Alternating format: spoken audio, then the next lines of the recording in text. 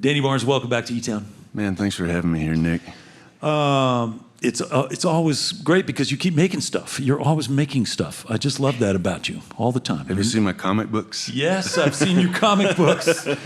Danny is an accomplished cartoonist, and he started sending me these texts with these cartoons that he was making in the morning, and then they started coming every day.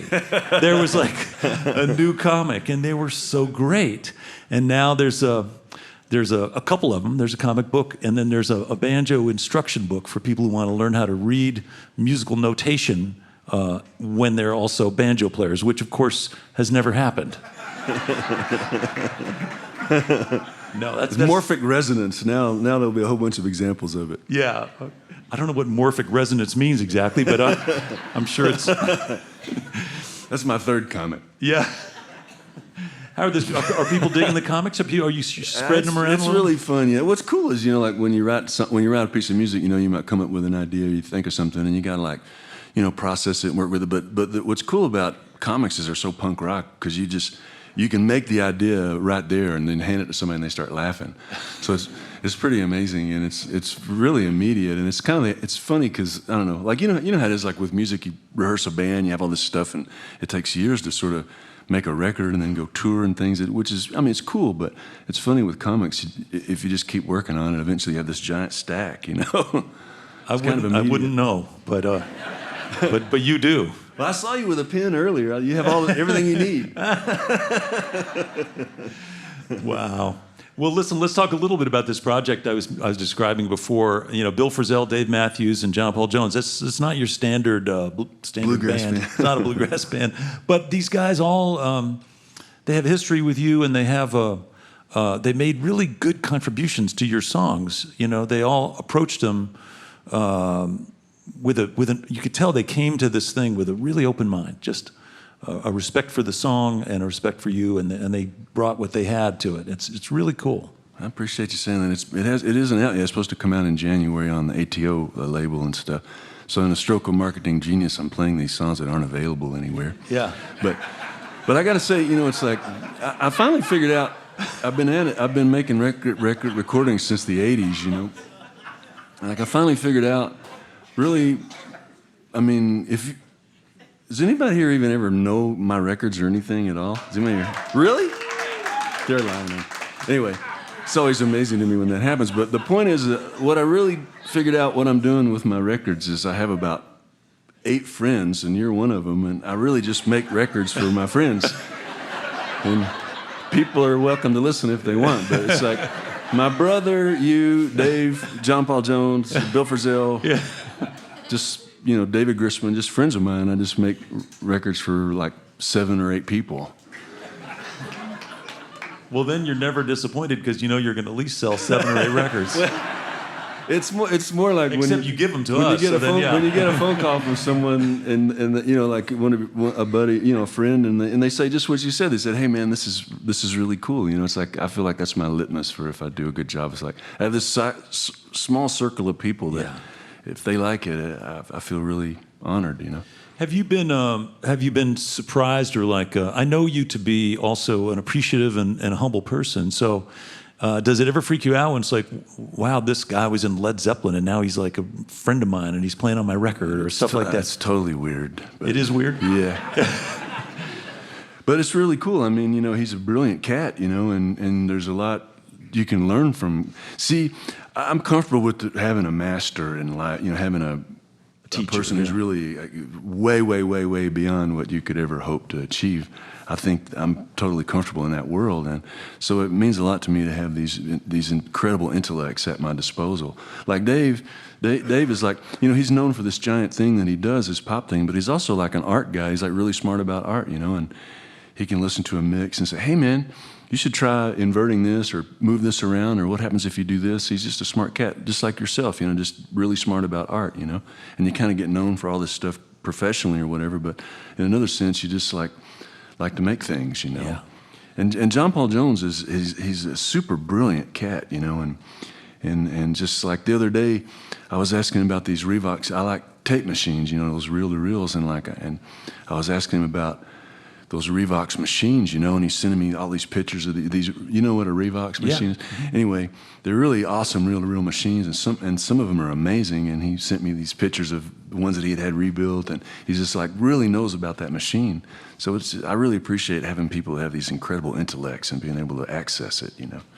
Especially when it dovetails with one of your absolute fetish interests that nobody else really cares about. Yeah, 7-inch tape machines. I have a tattoo of them. You have a tattoo of one of those machines? Did you see this is a new one. This is a knob off a Fairchild limiter. I got that one. Did you see that? You can show, that's pretty cool. Yeah. 0, it says. Yes, yeah. It's one of those chicken head knobs off a Fairchild limiter. Yeah. That's a good obscure tattoo to put on your forearm. You can really recognize, if somebody recognizes that, you'll know they're one of your kind. That's right. Yeah. It's like that word in the Bible that if they pronounced it in one way, they would know whether they were from that country. It's like a certain way you had to pronounce that word. It's like, I forget the word. Yeah. Me too, strangely. That's why I'm in the shape I'm in, I suppose. Yeah. Danny, I spent, Danny, I mentioned to the folks here that you live up in Port Townsend, up the Olympic Peninsula, but one of our mutual friends, David Grissman, moved up there, and I kept on trying to get you guys together. I was telling Grissman about this. I said, man, you got to get together with Danny Barnes. You guys live in the same town, and you got all these interests, and jazz and bluegrass and tape machines, and yeah. And it took a long time, and it finally happened, and now you guys... I see him almost every day. Yeah. I see him almost every day. You guys play music like 30 hours a week or something, right? It's insane, really. But we started we're working on this record, so we've been editing like crazy for the last few weeks. We've been doing a lot of editing and recording. We brought Sam up, and we were making the record and stuff. And he's another person. He's just a brilliant guy. Like the other day, we were talking about Tiny Moore, and he goes, I decided to make a record with Tiny Moore, Jethro Burns, Shelly Manne, and Ray Brown. And it's like, man, this is a cool dude right here, Well, listen, this is just giving you all a tiny glimpse into the breadth and range of subject matter that I get to cover when I'm hanging out with Danny. And we've spent some time together. We've done duo tours around the country in different places. We can order for each other in a restaurant. We can pretty much know what the other's going to want to have for dinner most of the time. We made a record together also that was a bluegrass record.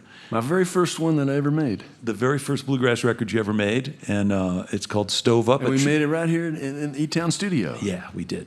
But it's called Stove Up. That's some songs that actually are available that we could talk about. Yes. I don't know. I don't want to make you uncomfortable or anything. Wait a minute. It's very conventional. I don't know.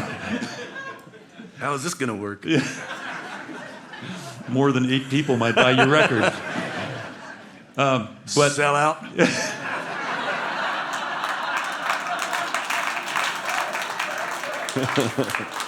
The Bad Livers, we were such musical snobs that when someone would start dancing, we would immediately change the song. There'll be none of that here tonight. All right. Well, listen.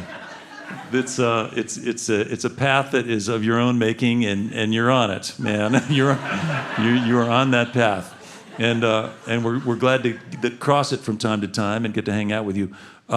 We are maybe going to play some of the maybe a song from that record later on, but mostly we're focusing on this new stuff that's unavailable and exciting. It's just conceptually available. It's conceptually available. There are opportunities for people. Do you have a website? Oh, yeah, I got all that stuff. DannyBarnes.com. Yeah. I'm not hiding or anything. And the cartoon books are on there, stuff like that? Yeah, they're on my Etsy page, and I have like these trucker hats that I made that are actually soaked in real racing fuel. Yeah. And I do drawing. I have some original art on there and stuff like that, too. Okay. So this is when you have a little extra time, you can do that, folks. But meanwhile, we're actually doing a radio show right now, and we're gonna go back and... I hope not too many people look, because I don't have a big server, and if more than a few people look at it, it'll crash. Server, right, yeah. Well, you never know. But meanwhile, here's... We're really entertaining these people back here, Nick. Meanwhile, we're going to play some more music, I think. So welcome back, if you would, our good friend, Mr. Danny Barnes. Thank you, Nick.